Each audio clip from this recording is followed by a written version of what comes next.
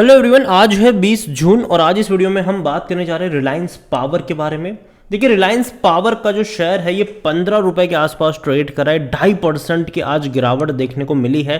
हालांकि पिछले कुछ टाइम से देखो तो बड़ी रफ्तार थी। एक महीने में 33% की तेजी हमने देखी। 11 रुपए से बड़ी रफ्तार इसने पकड़ी, 17 के करीब गया, लेकिन पिछले 3 ट्रेडिंग सेशन से ही लगातार ये नीचे की तरफ गिरता हुआ आ रहा है। और एक बहुत बड़ा जो कर्जा था इनके ऊपर वो भी इन्होंने चुकाया है हाल फिलहाल में। वीडियो में बातचीत करेंगे कि भैया चल क्या रहा है, सपोर्ट कहाँ पर है और रेजिस्टेंस कहाँ पर है और खबर क्या चल रही है इस कंपनी के अराउंड। देखिए, वीडियो को शुरू करो उससे पहले अगर आपने अभी तक चैनल को सब्सक्राइब नहीं किया है तो प्लीज़ अभी इसे सब्सक्राइब कर लीजिए, क्योंकि आगे भी बहुत सारे वीडियोस हैं जो आपको काफ़ी ज़्यादा हेल्प करेंगे। तो 15 रुपये का शेयर है और पिछले एक साल में अगर आप देखोगे तो 33% का ग्रोथ भी है। इस बीच 11 रुपये से एक बड़ी रफ्तार इसने दिखाई थी, 23 रुपये तक गया, लेकिन उसके बाद अगर आप देखो ना तो कई हफ्तों तक ये लगातार डिक्लाइन मोड में रहा। और एक टाइम ऐसा भी था जब ये 10 रुपये से भी नीचे चला गया था, लेकिन फिर से तेज़ी पकड़ी, फिर करेक्शन बना, फिर अभी तेज़ी पकड़ी है और अच्छी तेज़ी आई है। तेज़ी की वजह क्या है? तेज़ी की वजह यह है कि रिलायंस पावर ने तकरीबन 925 करोड़ रुपए का जो डेट था उसका सेटलमेंट किया है, जो पैसा उनको वर्दे पार्टनर से मिला था। देखो, बीच में खबर भी आई थी कि भैया वर्दे पार्टनर ने बहुत बड़ा पैसा इनको दिया है यहाँ पर, और जिसके चलते भी थोड़ी बहुत रफ्तार बनी थी। यहाँ पर अगर आप देखोगे तो Reliance power and Verde partners has sign an agreement last year for availing the debt of up to 1200 crore 150 million dollar का for settlement and discharge and और acquisition and restructuring certain financial debt availed by Reliance power. देखो भैया, Reliance power के ऊपर कर्जा बहुत ज़्यादा है और जनरली जो बहुत बड़ा पैसा इनको आया हुआ था उसका इन्होंने इस्तेमाल किया पैसे डेट को चुकाने के लिए, और जो बैंकों का कर्जा था इनके ऊपर उनको। यहाँ पर अगर आप देखो तो source revealed that the Rosa power use the funds from Verde to prepay the ₹925 crore of debt of PSU's bank. ठीक है, और यहाँ पर अगर आप देखोगे तो 2.5 years बिफोर मैच्योरिटी, मतलब 2-2.5 साल बाकी थे मैच्योरिटी के, लेकिन उससे पहले इन्होंने प्रीपे कर दिया यहाँ पर।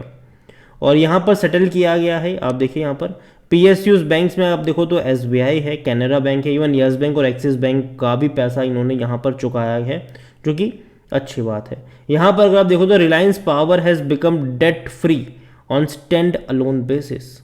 यहाँ पर अगर आप देखोगे तो exposure of Indian bank to the Reliance Power group is now limited to Sasan power. The total debt of Sasan from PSU bank is 7,600 crore. Sasan power operate a 400 megawatt integrated ultra power. देखो, सिंपल सी बात है, यहाँ पर रिलायंस पावर ने अपना कर्जा चुका, लेकिन फिर भी एक और कर्जा बाकी है, लेकिन देखते हैं कि क्या क्या होता है। कंपनी देखा जाए तो भैया परफॉर्मेंस उसका कुछ खास अच्छा नहीं रहा है। हालांकि 5 साल का ग्राफ देखोगे तो 56% की गिरावट भी है, बड़ी गिरावट बनी थी। पेनी स्टॉक था ये, 2 रुपये से भी नीचे ट्रेड कर रहा था, बड़ी रफ्तार देखी, फिर वापस गिरावट आई, तेज़ी आई, गिरावट आई, तेज़ी आई, गिरावट आई, फिर से तेज़ी की तरफ जाता हुआ ये नज़र आ रहा है। लेकिन अगर दोबारा यहाँ से अगर आप देखोगे तो ये नीचे की तरफ गिर रहा है। ठीक है, अगर थोड़ा सा और करेक्शन ये दिखाता है तो बीच में डेफिनेटली मुझे लगता है कि शायद थोड़े बहुत मौके बन सकते हैं बाइंग के, टेम्पररी। अगेन मैं यहाँ पर वर्ड यूज़ कर रहा हूँ टेम्पररी, क्योंकि बीच बीच में प्रॉफिट टेकिंग लेना ज़रूरी है, क्योंकि ग्राफ इनके ऐसे ही रहेंगे। एक बड़ी रफ्तार आएगी, करेक्शन आएगा, रफ्तार आएगी, करेक्शन आएगा, रफ्तार आएगी, फिर वापस से करेक्शन आएगा। अगर आप चैनल को रेगुलर फॉलो करते हो तो कई बार जब भी ये शेयर 15-16 रुपये के ऊपर गया है, कई बार मैंने वीडियो बनाकर कहा कि देखो ये महंगा प्राइस है, वहाँ पर तो एटलीस्ट नहीं पड़ना चाहिए। लेकिन जो इनिशियल सपोर्ट यहाँ पर है वो 10 रुपये के आसपास ज़रूर नज़र आ रहा है। तो जब भी वहाँ पर ये पहुँचा है, बाइंग लौटी है, शेयर में तेज़ी आई है, और कुछ काम इनका खबरों ने भी किया है, अच्छी खबरें आई है, शेयर दौड़ता नज़र आया है। वॉल्यूम्स आज देखे तो भैया छप्पड़ पार वॉल्यूम थे। यहाँ पर 10 करोड़ 28 लाख से भी ज़्यादा की क्वांटिटी में शेयर आज ट्रेड हुए, और देखो करोड़ों में शेयर ट्रेड हो रहे हैं यहाँ पर रिलायंस पावर में। अगर हम बात करने जाए कंपनी को लेकर तो according to money control user 5% लोग कह रहे हैं कि बेचो और भाग जाओ, 86% लोग कह रहे हैं खरीदारी करो। अगर नज़र करी जाए कंपनी के ऊपर तो कंपनी का जो रेवेन्यू है कोई तेज़ी नहीं है, कुछ भी नहीं है। देखो नंबर वाइज देखोगे ना तो आपको बहुत ही ख़राब लगेगा ये कि 5 सालों में कंपनी का रेवेन्यू बढ़ने की जगह घटा है। यहाँ पर प्रॉफिट अगर आप देखोगे तो कंपनी लॉस में ही है, अभी भी लॉस में ही है। पिछले फाइनेंशियल ईयर में भी 400 करोड़ का लॉस था, उससे पहले 565 करोड़ का लॉस था। अगर रिलायंस पावर को लेकर हम देखें तो भैया कोई भी एनालिस्ट खरीदारी करने की बात नहीं कर रहा है, जनरली इतनी राय नहीं देते हैं वो। यहाँ पर 24.99% यहाँ पर प्रमोटर की होल्डिंग है, 0.11% है म्यूचुअल फंड के पास, 3.08% है डोमेस्टिक इंस्टीट्यूशन के पास, 7.35% है एफआईएस के पास। म्यूचुअल फंड उतने अच्छी क्वांटिटी में बाई नहीं करे हैं, लेकिन फिर भी डोमेस्टिक और एफआईएस के पास बड़ी क्वांटिटी है। हालांकि अदर पार्टीज यहाँ पर बहुत ज़्यादा है, 37.69% की होल्डिंग अदर पार्टीज है, ठीक है। रिटेल इन्वेस्टर 26.77% की होल्डिंग लेकर बैठे हैं। देखिए ओवरऑल मैं कहूँगा कि रिलायंस पावर, देखो खबर ये जो आई है ना डेट सेटलमेंट को लेकर, ये 18 जून की खबर है, ठीक है।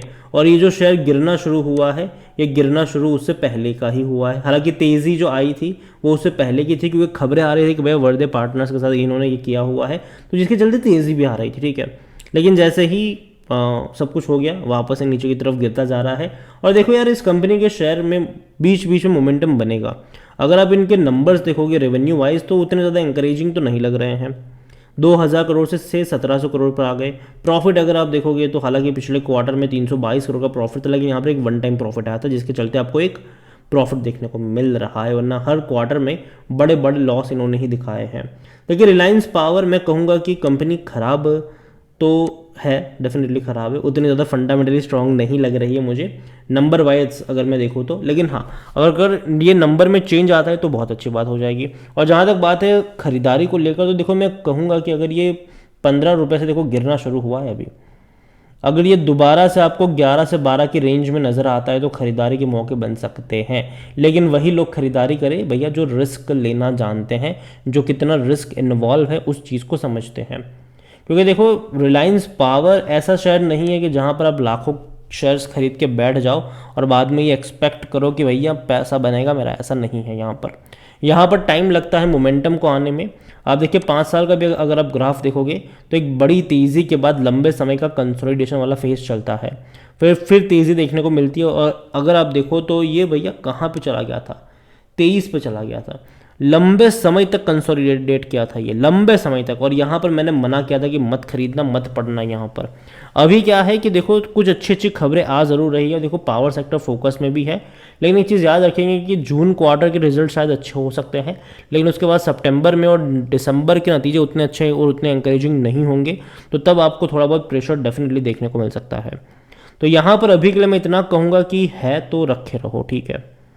और यहाँ से तेज़ी दिखाता है, दोबारा एक थोड़ी बहुत तेज़ी पकड़ता है तो ऊपर के लेवल प्रॉफिट बुकिंग के मौके भी बनेंगे। लेकिन जहाँ तक बात है फ्रेश बाइंग की, मैं अभी भी 11 रुपये के लेवल का वेट करूँगा। और हाँ, वही लोग वेट करें भैया जो रिस्क लेना जानते हो, जो रिटेल इन्वेस्टर है, जो सेफ इन्वेस्टमेंट ढूंढ रहे हैं, उनके लिए ये कंपनी कतई नहीं है इन्वेस्ट करने के लिए। जिनको रिस्क लेना है उनके लिए है, लेकिन कहाँ पर वो भी जानना ज़रूरी है कि भाई ऐसा नहीं है कि हर हाई पे आप जाके खरीदारी करने बैठ जाओ। सस्ता हो तभी खरीदारी करनी है। जहाँ पर मैंने आपको लेवल बताया कि जहाँ पर सपोर्ट है वहाँ पर। वीडियो को यहीं पे एंड करूँगा। पसंद आया हो तो लाइक करो, शेयर करो, चैनल अगर पहली बार हैं तो प्लीज़ सब्सक्राइब करें। और रिलायंस पावर के बारे में क्या सोचते हैं वो भी आप मुझे कमेंट में लिख कर बता सकते हैं। Thank you.